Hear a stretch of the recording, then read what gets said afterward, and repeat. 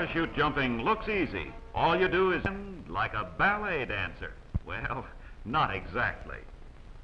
Bruises, sprains, and fractures from landing would be common if it were not for protective clothing. The jumper's excellent physical condition and training are equally important. And conditioning starts here. Morning exercises remove muscle kinks. No loafing and no lost motion. The first real jump will tell. Next comes the obstacle course. Here's where physical stamina and body coordination are on trial. Over the high ramp, hit the ground and roll. The jump toughens the legs and the roll absorbs the shock. This climb conditions the arms and shoulders for maneuvering the parachute in the air. Then the forward somersault on the net and regain the feet. A good timing practice. Now another ground roll. Running the V-trough strengthens the legs for landing on rough ground. Halfway around and no time for a second wind. The run is completed in one sweep. The overhead ladder provides more exercise for shoulders and arms.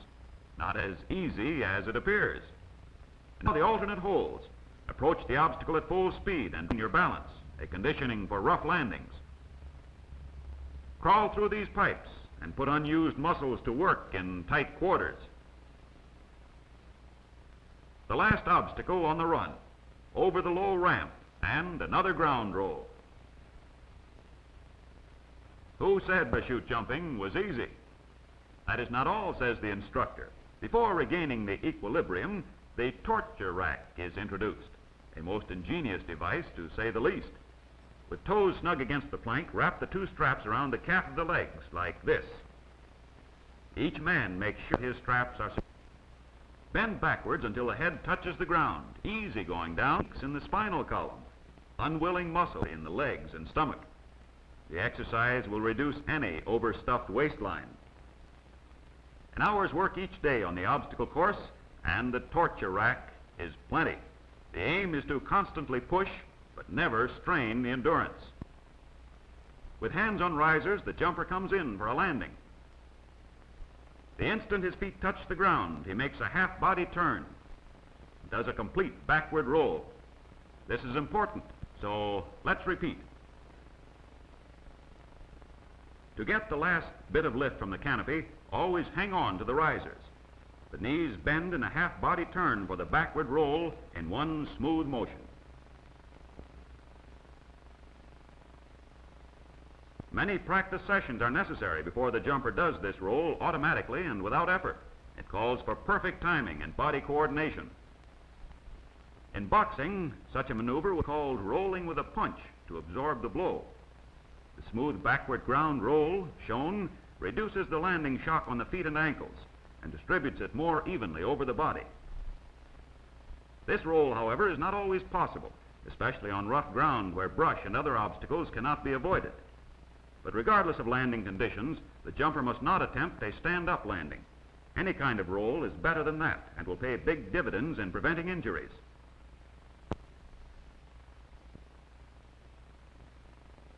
The jumps from high and low ramps on the obstacle course provide practice in timing the roll when the feet touch the ground. Timing is important and constant practice is a requirement. Properly accomplished, the backward ground roll is a product of the perfect timing and body coordination essential in all landings.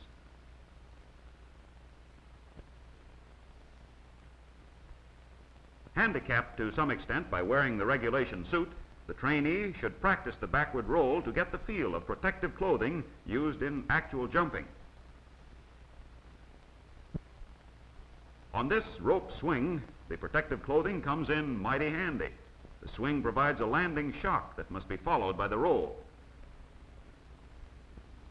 It also gives the trainee experience in making landings with varying wind drifts and velocities.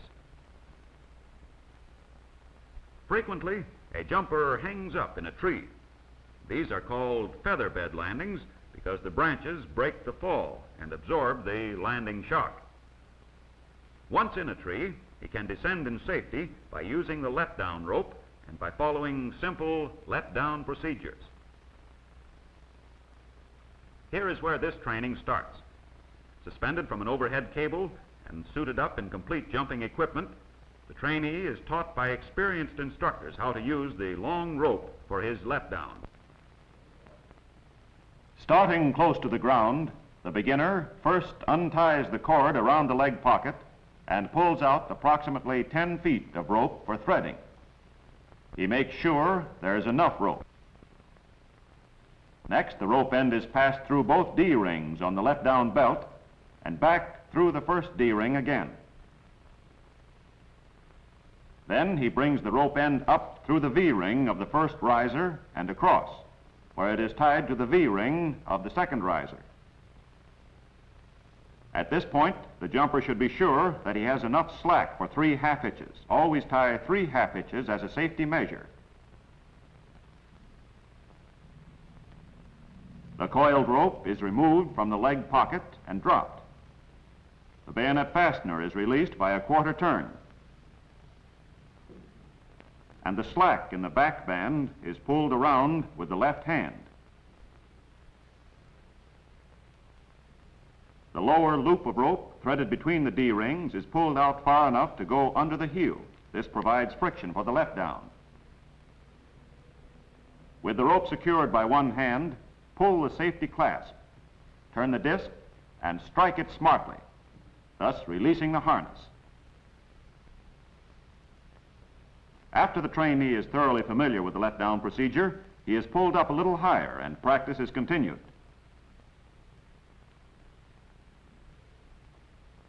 Remember to pull out about 10 feet of rope from the coil in the leg pocket.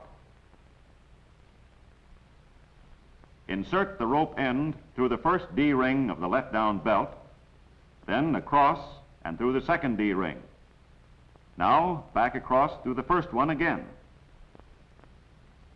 Pull out enough slack for the risers. Through the first riser V-ring, across and through the second ring. Be sure enough rope has been pulled out for the necessary 3 half hitches.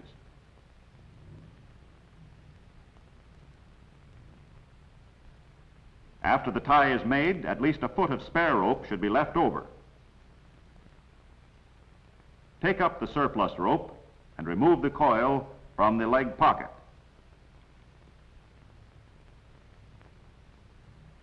The rope is secure, so release the bayonet fastener by a quarter turn, freeing one end of the back band. Now pull the back band around with the left hand. Always put on gloves to avoid rope burns. Now pull out the lower rope between the D-rings and loop it under the heel. Draw it tight and hold it securely. Pull the safety clasp. Turn the disc and strike it to release the harness. The weight is now supported by the rope only.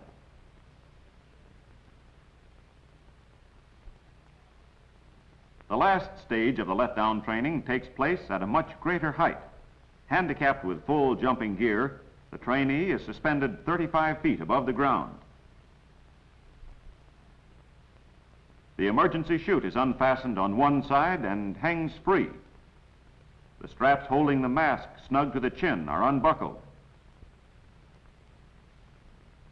And the helmet is removed and hooked to the emergency chute for safekeeping.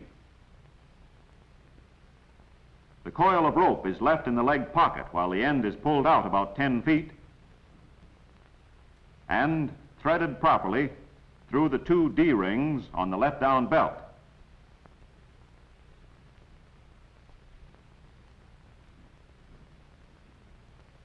Slack is pulled out for the risers.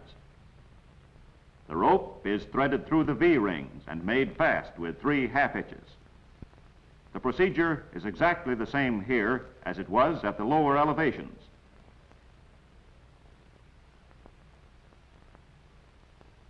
Now remove the coiled rope and drop it. Release the bayonet fastener by the quarter turn and pull out the back band.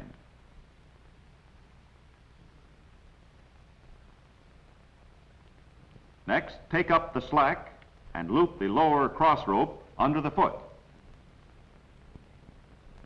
Remember the gloves, which were placed in the helmet, where they would be handy. They should always be worn on the letdowns. Be sure to have a good grip on the rope before operating the single point release. Sometimes a little wiggling is necessary to get free from the harness, but this is soon accomplished, and with ease and safety the descent to the ground is complete. The proper technique for leaving the airplane is now shown with airplane mock-ups. With right foot on the step and hands on the door, arms are folded after jumping to avoid entanglement with suspension lines.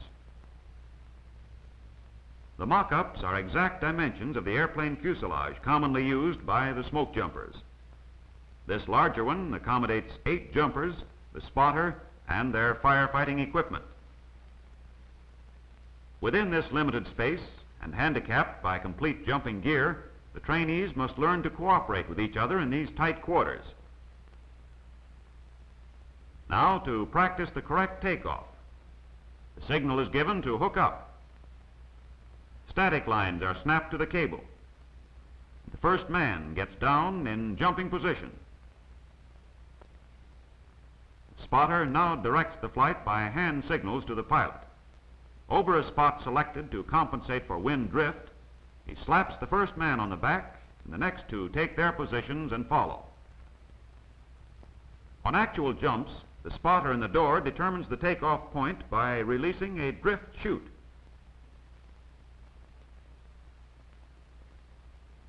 This chute, by its course of descent, indicates the direction and velocity of wind. After the point of takeoff has been determined, the spotter signals the pilot on the final approach.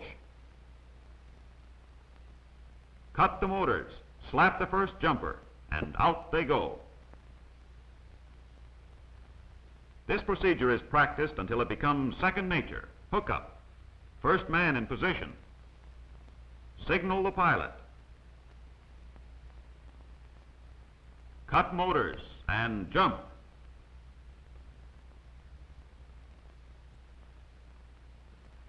Similar instructions are given the trainees in the small airplane mock-up, and they go through their assigned jobs as if they were actually going to a fire. From this tower, the trainee experiences his first jump into space as a smoke jumper. His first takeoff, however, is from this lower platform to establish takeoff technique and body position. Eventually, he graduates to the high platform. From the top of the tower, the drop simulates an actual parachute jump. The correct takeoff and vertical body position are essential in the tower jump. Attached to the end of this heavy rope, which runs over a pulley, is this single tree and riser arrangement, which will give the jumper the same feeling as being suspended from an open parachute. Before the takeoff, the trainee is instructed to fold his arms in front after jumping. His right foot is placed on the step, which is identical to the step on the airplane. The V-rings on the end of the lift webs or risers are attached to the harness by snaps. With both hands grasping the door, which is similar to the one in the airplane, the jumper receives a slap on the back, the signal to jump. It's done in one smooth motion, body in vertical position. The rope snubs the jumper just short of the safety net, giving a shock similar to the opening of the canopy. Folded arms and vertical body position must become firmly associated with the jump. It must become a habit, the same as the ground roll in landing. Practice is necessary. After a number of tower jumps, the trainee is told to transfer a rock from one hand to the other behind his back and then fold his arms in front. This is done after he jumps. If the trainee can concentrate on the rock transfer and at the same time employ proper jumping position, there is a good chance that he will do well even on his first parachute jump. Primarily, the tower jump gives the beginner confidence in his equipment It teaches him how to leave the airplane in the correct position and gives him the feel of the harness when the canopy blossoms out in the sky.